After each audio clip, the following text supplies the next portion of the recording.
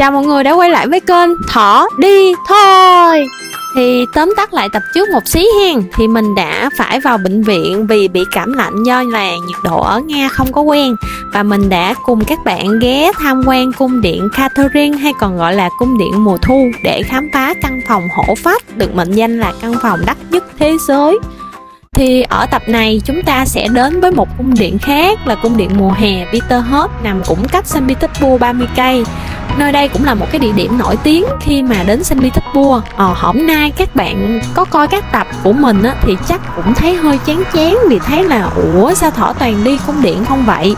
Bởi vì như mình có giới thiệu á, thì Saint Petersburg là cố đô của Nga suốt hơn 200 năm qua, nên là các sa hoàng nè, nữ hoàng trị vì ở cung điện suốt trong cái thời gian này. Thực ra thì Saint Petersburg cũng có gần hơn 200 cung điện lớn nhỏ nằm rải rác khắp các thành phố và các vùng ngoại ô lận. Và cung điện cũng chỉ là một cái chương đầu tiên trong hành trình khám phá Saint Petersburg của mình thôi. Mình cũng muốn đi hết cái cung điện mùa hè Peterhof này để quay cho mọi người xem, và mọi người có thể chọn lọc cung điện để mà đi. Chứ thật ra là Saint Petersburg ngoài cung điện cũng có những cái địa điểm thú vị lắm. Các bạn hãy tiếp tục đón xem ở các tập tiếp theo của mình nha. Hôm nay thì mọi người có thấy bầu trời nó khác hẳn so với tập trước không? Mùa đông ở Nga có một cái đặc trưng là bầu trời nó cứ âm u, nó tối tối làm sao á. Mây nhiều nhưng mà không có nắng, nên là quay phim lên đó, nó không có được đẹp. Mọi người cũng thông cảm cho mình nha. Nhưng mà hôm nay lại khác nha. Hôm nay là một ngày có nắng rất là đẹp. Nhưng mà các bạn đừng có để bị đánh lừa nha. Có một cái nghịch lý nghe có vẻ là vô lý, nhưng mà thực ra đó là thật. Bởi vì vào mùa đông ở Nga, đặc biệt là buổi sáng, mà các bạn thấy á, là ngày nào mà trời có nắng á, thì ngày đó lạnh buốt hơn là ngày trời có mây âm u. Ngộ ha. Nhưng mà đó cũng chỉ là một cái hiện tượng khoa học bình thường thôi. Thì để giải thích ha, đầu tiên là mặt đất liên tục hấp thụ cái lượng nhiệt hơi nóng từ mặt trời. Vào những cái ngày trời có mây á, thì cái lớp mây này lúc bấy giờ nó sẽ đóng vai trò là một cái chăn khổng lồ, nó bao trùm hết mặt đất. Thì cái ông mặt đất trước đó ổng liên tục hấp thụ nhiệt, nên là ổng đã có sẵn cái hơi ấm rồi. Nên là gặp ngay cái bà mây, bả là cái chăn, bả ôm ổng vô, bả đắp chăn cho ổng, làm cho cái hơi nóng của ổng không có thoát được ra bên ngoài. Và chúng ta ở trong lòng ổng bả thì chúng ta sẽ cảm thấy ấm hơn. Còn đối với những ngày mà trời nắng, đúng thật là tia nắng sẽ làm ta ấm hơn. Nhưng mà vào mùa đông á, thì tia nắng mặt trời nó cực kỳ yếu. Chưa kể là cái góc chiếu của nó thấp, nên là trời âm độ cực kỳ lạnh. Thì cái việc này nó giống như là muối bỏ vô biển vậy thôi, nó không có làm cho mình cảm thấy ấm hơn được bao nhiêu. Mà ngược lại là lúc bấy giờ bà mây bả đi đâu mất tiêu rồi, thì đâu có ai đắp chăn cho ông mặt đất đâu, nên ổng tự tỏa cái hơi nóng, ổng tích được ra bên ngoài không gian luôn, và ổng nguội luôn. Vậy là chúng ta không có ai sưởi ấm và chúng ta sẽ lạnh cống. Và chưa kể là những ngày nắng ở Nga sẽ đi kèm cái khối áp cao từ cái vùng cực Bắc á, đổ xuống, làm cho da của chúng ta sẽ bốc hơi nước và bay đi, cướp đi cái lượng nhiệt cơ thể. Kết quả là dù nắng chiếu vào mặt, các bạn sẽ cảm thấy da mình nó bị khô khốc và buốt lạnh hơn rất nhiều. Trên đường đi vào cung điện Peterhof thì mình thấy có một cái nhà thờ rất là đẹp nè. Nhà thờ này tên là nhà thờ Peter and Paul, trùng tên với cái nhà thờ nổi tiếng ở đảo Thỏ mà tập sau mình sẽ đến tham quan. Vừa kịp lúc chuông nhà thờ ngân lên luôn.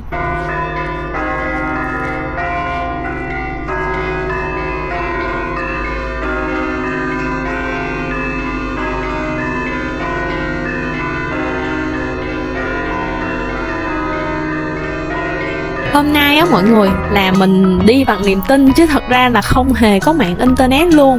Thật ra đây cũng là một cái lưu ý cho mọi người mà sắp đi Nga. Bởi vì tình hình chiến sự ở Nga nên là công tác an ninh luôn đặt lên hàng đầu nha. Nếu mà ngày nào mà có vẻ như là có UAV tấn công á, thì hầu hết sẽ bị ngắt sóng internet. Nên là các bạn nhớ tải Znet offline kèm theo là công cụ Google dịch offline về máy trước nha. Thì trước khi mà vào cung điện tham quan thì kinh nghiệm của mình luôn là no cái bụng trước đã. Ở gần đây sẽ có một cái quán ăn của người địa phương bán một cái loại bánh rất phổ biến của Nga, mà mình cũng mới vừa tìm được ở trên Znet. Nó cũng giống bánh mì của Việt Nam á, nhưng mà không phải. Mọi người có đoán được là món gì không? Đây là món shawarma, một cái món ăn đường phố rất là phổ biến ở Nga và các nước Đông Âu. Tương tự như là bánh mì cuộn cái bắp của Thổ Nhĩ Kỳ á, chiếc bánh này được mang vào Nga bởi những người nhập cư Thổ Nhĩ Kỳ và Trung Á. Việc làm món bánh này cũng đơn giản thôi, thịt được ướp gia vị và nướng trên trục ke bắp. Sau đó phần thịt này cùng với dưa chuột muối nè, bắp cải muối chua, xà lách, cà chua sẽ được gói vào trong cái vỏ bánh làm bằng bột mì tráng mỏng gọi là lavash. Cả bánh sau đó được nướng và rưới vài cái loại sốt đặc trưng. Phần nước sốt thường bao gồm hỗn hợp gia vị như là sốt tỏi, nước cốt chanh và dầu ô liu.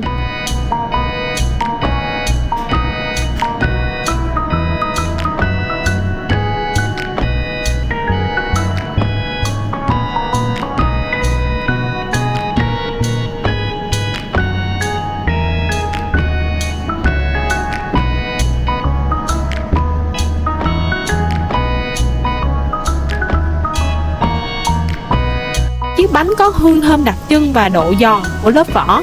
Một chiếc bánh như thế này thường có giá khoảng 350 đến 400 rup, khá là tiết kiệm luôn. Về cảm nhận của Thỏ khi mà ăn á, thì Thỏ thấy là cái món ăn này nó hơi mặn một xí so với cái khẩu vị của mình. Mà để kể vui ngoài lề một tí cho bạn nào mà là fan của Marvel á, thì trong phim Avengers phần 1, trong cái trận chiến mà ở New York á, sau khi mà Iron Man á suýt chết và được hất cú ngay phút cuối, thì anh đã rủ rê nhóm Avengers đi ăn cái món shawarma này ở một cái nhà hàng cách đó 2 dãy nhà. Đây chính là cái món shawarma mà người sắt đã nhắc đến á. Khi mà mình mới bước vô quán thì ông chủ nhìn tụi mình kiểu như là: ủa, sao cái quán địa phương nhỏ của mình như thế này mà cũng có khách du lịch nước khác tới ăn nữa hả ta? Nhưng mà ông chủ rất là thân thiện luôn. Ảnh hỏi mình là mình đến từ đâu. Mình nói là mình đến từ Việt Nam thì ngay lập tức ảnh đáp là: Hội An, Đà Nẵng. Dễ thương ha. Mặc dù là mạng mẽo có sập thì sự tử tế của con người vẫn luôn có sống căng đét luôn ha. Anh chủ quán này hỏi tụi mình là có phải là sáng giờ không có vô được mạng 4G không. Ảnh cũng bị y chang vậy đó. Và ảnh đã chủ động bấm cái mật khẩu wifi của quán để bọn mình có thể dò đường trước khi đi.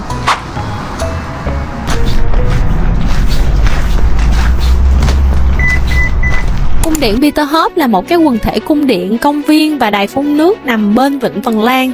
Thì ngày xưa khu vực này chỉ là một cái vùng đầm lầy với làng chài nhỏ của người Phần Lan nhưng mà thuộc lãnh thổ của Thụy Điển.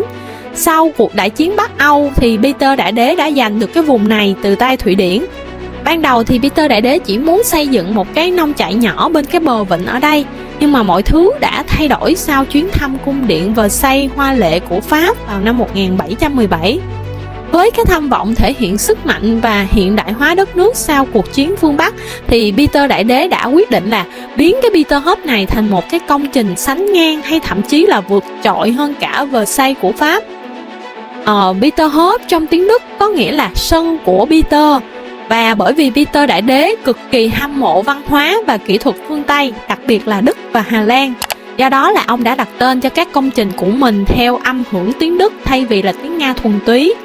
Nhưng mà đến Thế chiến thứ hai, như mọi người cũng biết thì Đức đã tấn công Nga, nên là để loại bỏ cái yếu tố Đức thì nơi này đã được đổi tên. Mãi đến năm 1997 thì cái tên gốc của nó là Peterhof mới được khôi phục đến ngày nay. Cung điện Peterhof thì mất 9 năm để hoàn thành và được khánh thành vào năm 1723 với hạng mục nổi tiếng là Grand Palais, cung điện chính và hệ thống đài phun nước. Ở cái thời của Peter Đại Đế thì cung điện chính chỉ có 2 tầng hơi khiêm tốn và không có lộng lẫy xa hoa.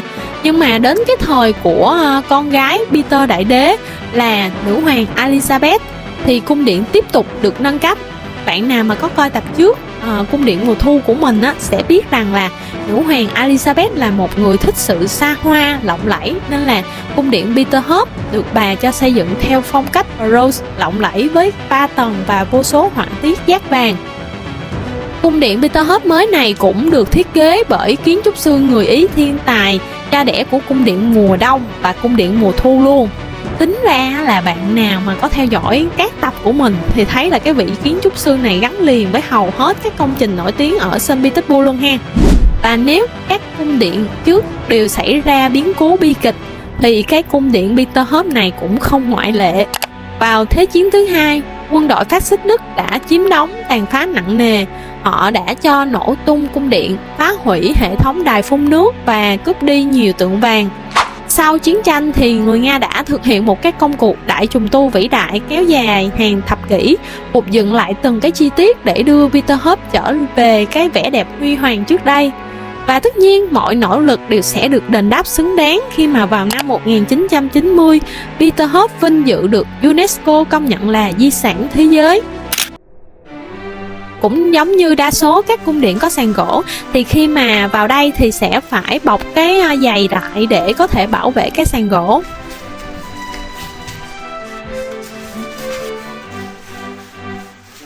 Giá vé vào cung điện lúc mà Thỏ đi á, sẽ là 2.000 rúp, cũng gần bằng với cái giá của cung điện mùa thu. Giống như các cung điện khác thì lối vào chính của cung điện đều phải đi qua cầu thang. Vẫn là cái phong cách Baroque quen thuộc của nữ hoàng Elizabeth với cái việc trang trí chạm khắc gỗ cầu kỳ và mạ vàng tinh xảo. Trần nhà sẽ được trang trí bằng bức tranh ngụ ngôn mùa xuân. Lan can cầu thang thì sẽ được làm bằng sắt rèn tinh xảo. Khu vực cầu thang có các bức tượng nữ mạ vàng tượng trưng cho 4 mùa. Vừa qua khu vực cầu thang chính sẽ dẫn chúng ta đến với phòng khiêu vũ với thiết kế là tương tự như là đại sảnh ánh sáng ở cung điện mùa thu mà tập trước Thỏ có giới thiệu với mọi người á, thì mình thấy nó cũng giống y chang. Vẫn là cái lối thiết kế cửa sổ giả bằng gương đặt đối diện cửa sổ thật để phản chiếu cái ánh sáng soi rọi toàn bộ không gian căn phòng. Vào thời xưa khi mà hàng ngàn ngọn nến được thắp lên, ánh sáng từ nến phản chiếu qua các tấm gương và vòng lá tạo nên một cái bầu không khí lung linh, huyền ảo. Trên trần nhà là bức tranh khắc họa thần Apollo, vị thần bảo trợ cho nghệ thuật cùng chính nàng thơ. Theo cá nhân của mình thì cái phòng khiêu vũ này cũng không khác gì là đại sảnh ánh sáng ở cung điện mùa thu. Nó giống như là một cái phiên bản nhỏ hơn thôi.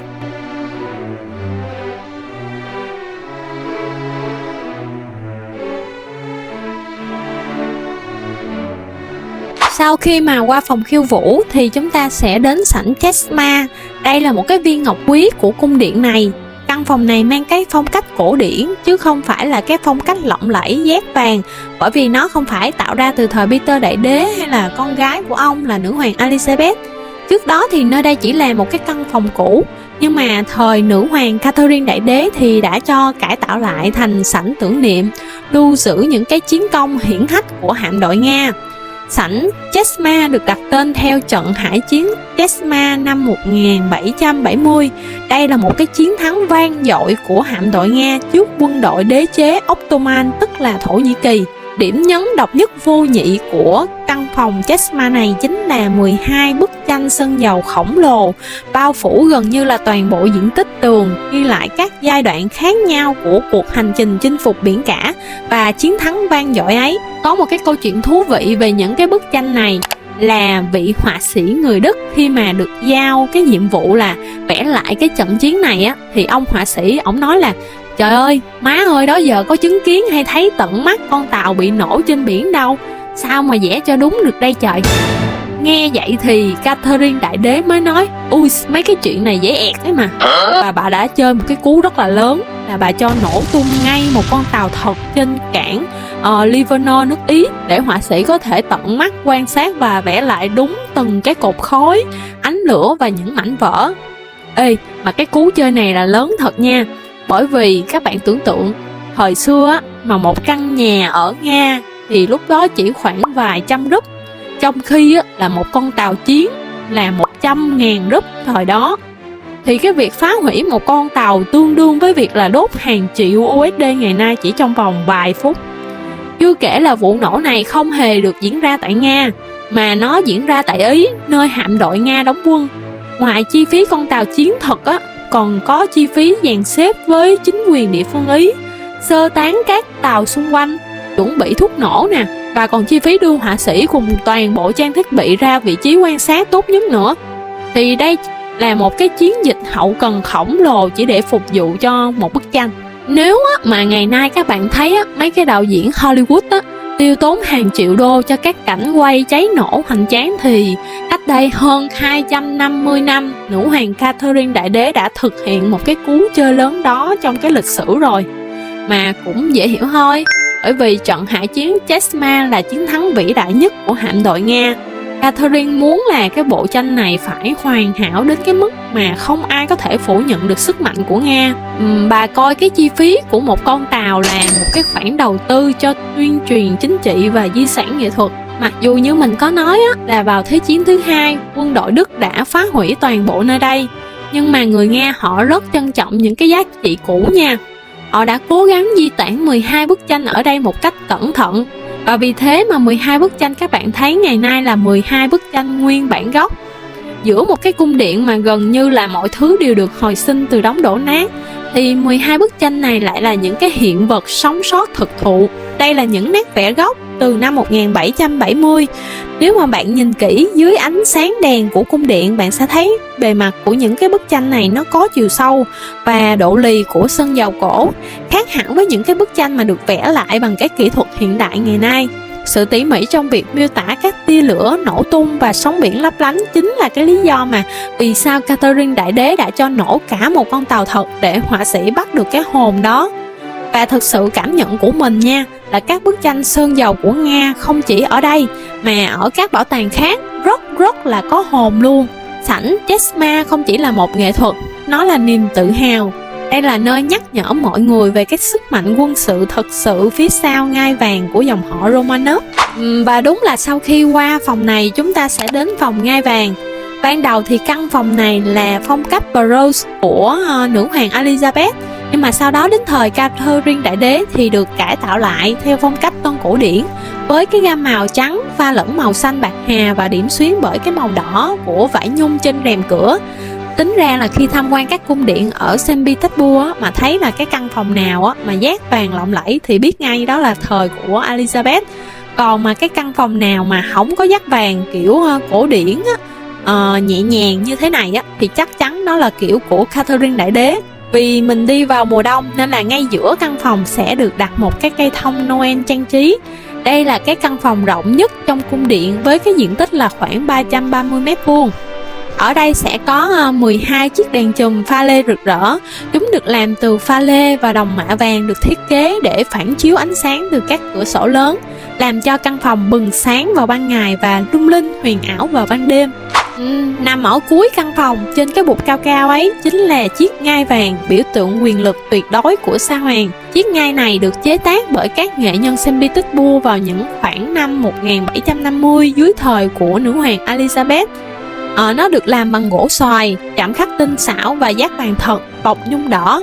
Chiếc ngai vàng này cũng chính là nguyên bản luôn. Phía trên ngai vàng là biểu tượng đại bàng hai đầu quốc huy của đế chế Nga.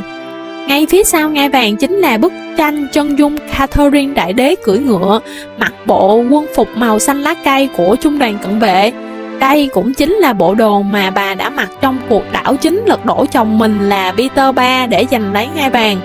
Bức họa này là nhằm khẳng định bà là một cái nhà lãnh đạo mạnh mẽ, quyết đoán và nhận được sự ủng hộ tuyệt đối của quân đội. Cuộc đảo chính của Catherine Đại Đế không chỉ là một cái sự kiện thay đổi cục diện nước Nga, mà đây còn là một câu chuyện kịch tính bậc nhất lịch sử hoàng gia mà để Thỏ sẽ kể cho mọi người nghe. Để giúp mọi người dễ hình dung hơn thì mình sẽ tóm tắt một xí cho mọi người biết là Catherine Đại Đế là ai nha. Hôm nay mà bạn nào mà có coi các tập trước của mình thì sẽ biết là người tạo nên và phát triển Saint Petersburg đó chính là Sa Hoàng Peter Đại Đế. Thì ông Peter Đại Đế, ông kết hôn với người vợ là Catherine I. Khúc này thì mọi người đừng có nhầm tưởng đó là Catherine Đại Đế nha. Bởi vì khác với ở Việt Nam, người Nga coi trọng cái việc tiếp nối và đặt tên theo tên của tổ tiên, ông bà hay các vị vua vĩ đại là thể hiện cái sự tôn kính, lòng trung thành với dòng tộc và tính kế thừa hợp pháp liên tục. Thì quay lại cái câu chuyện thì Peter Đại Đế và Catherine I này đã sinh ra nữ hoàng Elizabeth.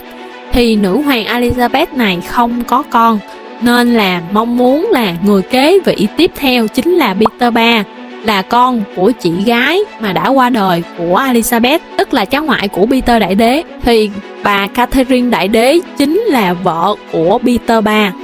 Vậy tại sao một người ngoài như vậy lại trở thành một nữ đại đế của nước Nga vĩ đại? Thì chúng ta quay ngược lại thời gian lịch sử. Vào năm 1745, có một công nương tên là Sophia, người Đức, chỉ mới có 14 tuổi thôi đã bị đưa sang Nga để gả cho thái tử Peter III, người sẽ kế vị ngai vàng sắp tới. Đây là một cái cuộc hôn nhân chính trị không hề có tình yêu.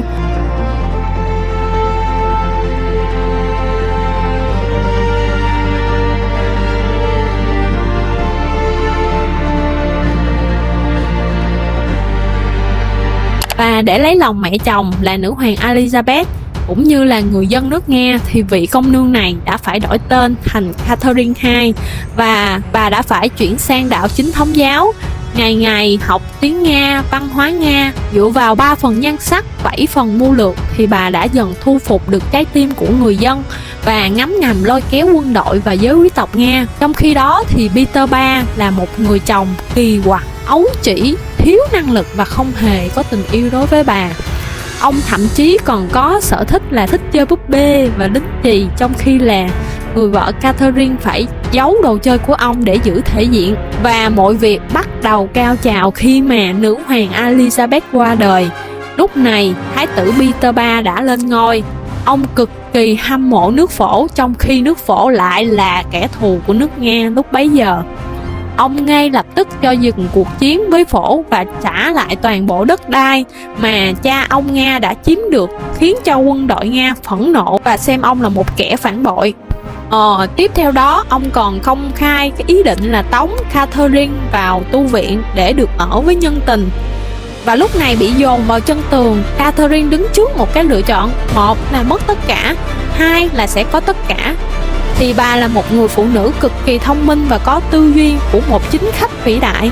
Bà tin rằng là mình đủ khả năng chỉ vì nước Nga tốt hơn là người chồng có phần ấu trĩ và thiếu quyết đoán. Và thế là một cuộc đảo chính đã diễn ra. Sáng sớm ngày 28 tháng 6 năm 1762, khi sương mù bao phủ Peterhof, một sĩ quan lẻ đã vào phòng ngủ của Catherine. Tại đây ông đã thì thầm: "Đã đến lúc rồi thưa bà, mọi thứ đã sẵn sàng để bà trở thành nữ hoàng." Ngay lập tức, Catherine đã lên ngựa phi nước đại 30 cây về Saint Petersburg.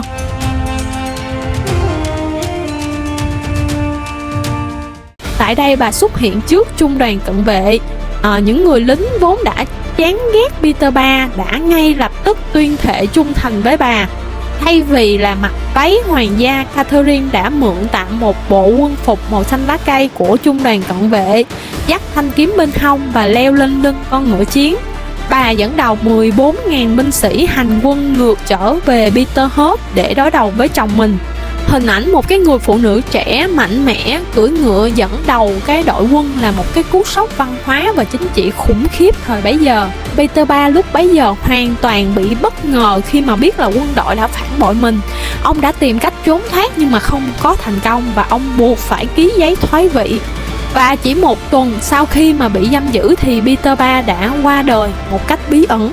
Từ một cái cô gái 16 tuổi làm người vợ bị ruồng bỏ, Catherine chính thức trở thành nữ hoàng đế nước Nga, bắt đầu triều đại huy hoàng kéo dài 34 năm. Trong thời gian tại vị thì bà 2 lần đánh bại Thổ Nhĩ Kỳ, 3 lần chia cắt Ba Lan và gây dựng nên một đội quân hùng mạnh bách chiến bách thắng. Bà đã giúp lãnh thổ của Nga Hoàng mở rộng thêm 670.000 km², biến cái nước Nga từ một cái quốc gia nhỏ yếu kém trở thành một cái đế chế hùng mạnh chưa từng có. Bà còn khai thông được đường ra Biển Đen và Biển Baltic, giúp người dân có được một cái cuộc sống ấm no. Nhờ những cái đóng góp to lớn của bà thì bà được người dân yêu quý và kính trọng, và tôn bà là đại đế ngay khi mà bà còn tại vị. Nhưng mà bà đã qua đời ở tuổi 76 do đột quỵ, và lời trăn trối cuối cùng của bà đã trở thành một cái câu nói đanh thép nổi tiếng của nước Nga. Đó là: nếu ta còn có thể sống đến 200 tuổi thì cả châu Âu sẽ phải quỳ gối dưới chân ta. Thì trong lịch sử nước Nga chỉ có 2 người chính thức được phong danh hiệu là đại đế.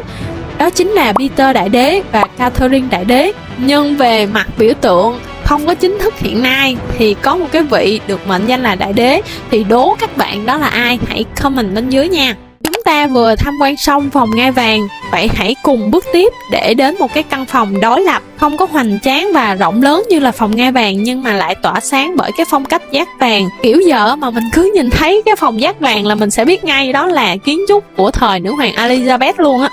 Đây là cái sảnh tiếp kiến với cái mục đích ban đầu á, là nơi tổ chức các buổi tiếp nhỏ của nữ hoàng Elizabeth dành cho những cái vị khách ít quan trọng hơn so với là sự kiện trọng đại ở phòng ngai vàng. Vừa qua phong cách dát vàng thì ngay lập tức chúng ta lại quay lại với phong cách tân cổ điển của Catherine Đại Đế. Đây là một cái phòng ăn màu trắng, không cần vàng để tỏa sáng. Căn phòng này dùng sự tinh khiết của màu trắng cùng bộ sứ cực kỳ nổi tiếng của nghệ nhân Anh để khẳng định sự đẳng cấp của hoàng gia. Ở cung điện Peterhof sẽ có 2 căn phòng mang tính Trung Hoa. Đây là căn phòng Trung Hoa phía Tây. Thì vào thế kỷ 18 thì ở châu Âu nổi lên một cái trào lưu nghệ thuật thịnh hành, đó là phong cách Trung Hoa phương Tây. Đây là cách mà người châu Âu họ tưởng tượng, mô phỏng và cách điệu về văn hóa Trung Hoa, chứ không phải là một cái công trình kiến trúc thuần Trung Hoa. Ở đây là một số đồ cổ sẽ được sưu tầm và đưa từ Trung Quốc sang, nhưng mà phần lớn là tác phẩm của các nghệ nhân Nga mô phỏng theo phong cách sơn mài Trung Hoa. Đây là nơi mà Sa Hoàng và Nữ Hoàng dùng để đọc sách, thưởng trà và tiếp những vị khách thân mật nhất. Còn đây là sảnh tranh, các bạn có thấy quen không? Bởi vì ở tập trước á, ở cung điện mùa thu cũng có một cái sảnh tranh y như vậy luôn. Các bức tranh cũng được treo sát tạo thành một cái bức tranh khổng lồ, chỉ khác nhau ở cái bức tranh thôi. Ở đây thì có 368 bức tranh vẽ chân dung mô tả các thiếu nữ Nga trong những cái bộ trang phục dân tộc khác nhau, hoặc là các chàng trai trẻ với nhiều cung bậc cảm xúc hỉ, nộ, ái, ố. Các bạn mà để ý á, thì sẽ thấy là dù có hàng trăm bức nhưng mà mỗi cái khuôn mặt, mỗi cái ánh mắt, khăn quàng cổ đều khác nhau. Họa sĩ người Ý đã dành nhiều năm để hoàn thành cái bộ sưu tập khổng lồ này cho nữ hoàng Elizabeth.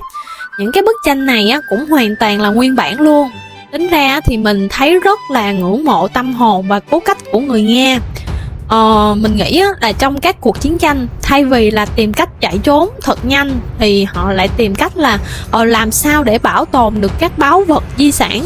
Trong Thế chiến thứ hai thì cái việc bảo tồn các báu vật tại Peterhof hay là các cung điện khác á, không chỉ là cái nhiệm vụ hành chính mà là một cái cuộc chiến thực sự của những con người không cầm súng. Nhiều nhân viên bảo tàng đã từ chối lên tàu sơ tán để nhường chỗ cho các hòm hiện vật. Họ ưu tiên di sản hơn là cả mạng sống của chính mình luôn. Họ đã chọn là chịu đói, chịu rét, thậm chí là ngã xuống ngay trên sàn gỗ này để bảo vệ một thứ gọi là linh hồn Nga, cho hậu thế sau này được chiêm ngưỡng, được học tập về những minh chứng của trí tuệ và một nền văn minh vĩ đại. Đúng là văn hóa còn thì dân tộc còn, mà văn hóa mất thì dân tộc mất. Nên là các bạn khi vào các bảo tàng ở Nga sẽ bắt gặp những cô chú nhân viên quản lý bảo tàng đa số là người lớn tuổi, và họ hơi nghiêm khắc một chút. Nếu mà bạn có vô tình chạm vào hiện vật thì hãy hiểu cho họ, vì họ đang mang một cái sứ mệnh thiêng liêng được truyền từ rất nhiều đời thế hệ mà họ đang tiếp nối. Đây là phòng chim đa đa đậu cành đa. Cái tên này xuất phát từ vải lụa bọc tường và rèm cửa, nền lụa màu xanh nhạt hoặc trắng kem. Những cái nghệ nhân đã thêu hình những cái con chim đa đa nấp giữa các khóm hoa cỏ và những bó lúa mì. Căn phòng này là một cái minh chứng cho gu thẩm mỹ cực kỳ cao của Catherine Đại Đế. Còn đây là phòng sofa hay còn gọi là phòng divan. Đây mà khi bước vào các bạn sẽ bị thu hút bởi chiếc divan Thổ Nhĩ Kỳ được đặt trong một cái hốc tường. Đây là cái món quà mà vị tướng lừng danh cũng như là người tình của Catherine Đại Đế đã tặng cho bà, điểm tô cho cái không gian và những cái bức tường được bao phủ bởi lụa Trung Hoa cổ. Còn đây là phòng thay đồ. Qua khỏi phòng thay đồ chính là phòng nghiên cứu hay là phòng làm việc. Đây cũng chính là nơi mà nữ hoàng Catherine viết những cái bức thư tay gửi cho các triết gia lừng danh, soạn thảo các sắc lệnh quan trọng hoặc là nghiên cứu các bản đồ mở mang bờ cõi.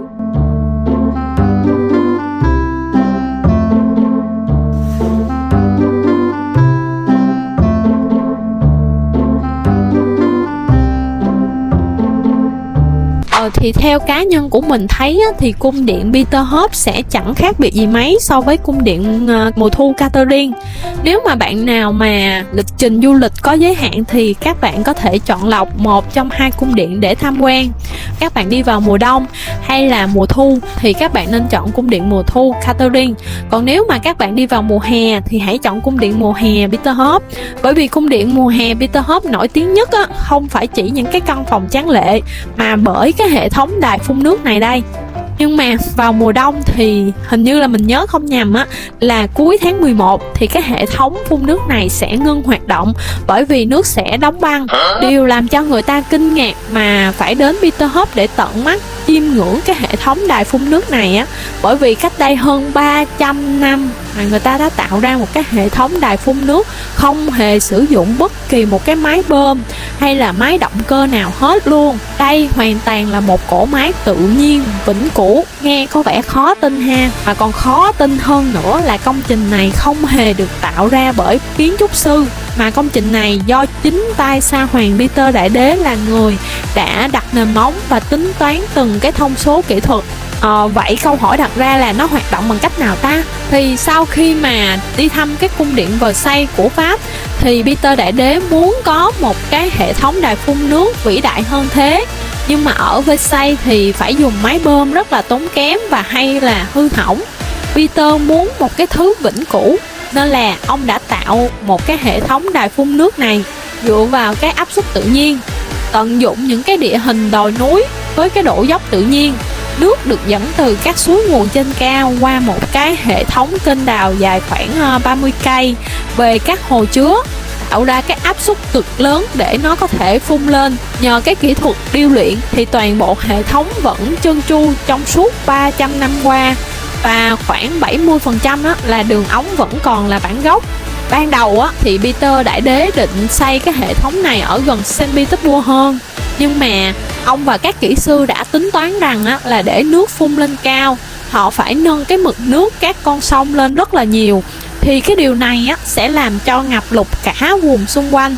Thì Peter tất nhiên không hề muốn điều đó, nhưng mà ông cũng không bỏ cuộc. Ông đã đi dọc bờ biển và tìm thấy cái vị trí của Peterhof hiện tại, nơi có cái độ dốc lý tưởng để làm cái đài phun nước mà không có gây ngập lụt. Nổi bật ở cái đài thác nước này chính là bức tượng Samson nổi tiếng. Hình ảnh dũng sĩ Samson đang xé toang hàm con sư tử. Ở đây không phải chỉ là thần thoại mà còn là biểu tượng của chính trị. Thì Samson á, là đại diện cho nước Nga, còn sư tử á, thì đại diện cho Thụy Điển, vì cái biểu tượng của Thụy Điển là sư tử. Bức tượng này là kỷ niệm chiến thắng của Nga trước Thụy Điển trong trận Poltava năm 1709. Nhưng mà thật ra là bức tượng này đã bị Đức Quốc xã đánh cắp vào Thế chiến thứ 2 rồi và biến mất, không hề có bất kỳ cái dấu vết nào luôn. Và cái bức tượng mà các bạn thấy ngày nay á, chỉ là phiên bản phục dựng mới. Mà các bạn đừng có nghĩ rằng á, là cái hệ thống thô sơ không có máy bơm á, thì nước nó sẽ phun thấp thấp thôi. Không hề luôn nha. Luồng nước phun ra từ miệng cái con sư tử này có thể phóng cao tới 20 mét, nghĩa là tương đương tòa nhà 6-7 tầng. Đây cũng là một cái cột nước cao nhất toàn khu vực Peterhof. Mà quên, có một cái câu chuyện mình nghe nói thôi chứ chưa có được chứng kiến, do là mình đi vào mùa đông. Thì đó, mùa đông thì hệ thống này nó đâu có hoạt động. Thì câu chuyện mình nghe nói là Peter Đại Đế là một người rất là hài hước.